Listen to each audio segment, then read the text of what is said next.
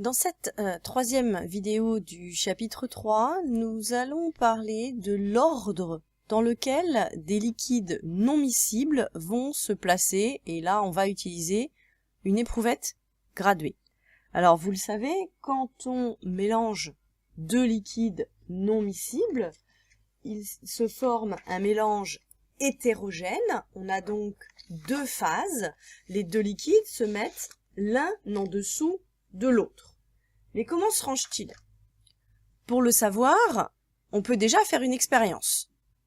Si on prend l'exemple du mélange eau plus huile, que vous connaissez bien, on constate que l'huile se met au-dessus, l'eau se met en dessous. Un deuxième mélange que vous connaissez un petit peu moins bien, le mélange alcool plus huile. On constate à ce moment-là que l'huile se met en dessous, alors que l'alcool se met au-dessus. Donc dans ces deux exemples-là, on voit que l'huile a changé de place. Une fois elle est au-dessus, une fois elle est en dessous. Donc on peut se demander de quoi va dépendre justement l'ordre dans lequel vont se mettre deux liquides non miscibles quand on les mélange. Alors généralement quand on vous pose cette question-là, il y a deux hypothèses. Vous faites deux suppositions, si vous voulez. La première supposition, généralement, c'est que les liquides vont se ranger dans l'ordre dans lequel on les a mis.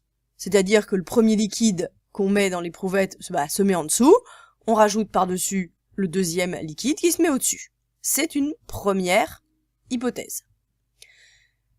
Maintenant, vous savez souvent que l'huile se met toujours au-dessus. Maintenant, ça peut dépendre de l'ordre quand même. Généralement, comme vous savez que l'huile se met toujours au-dessus, vous dites aussi que vous faites une autre hypothèse, une autre supposition, en disant que c'est le liquide qui est le plus léger qui se met au-dessus, et le liquide le plus lourd se met en dessous. Donc, ce que je vous propose ensuite, ce qu'on va faire en classe ensuite, on va tester ces deux hypothèses.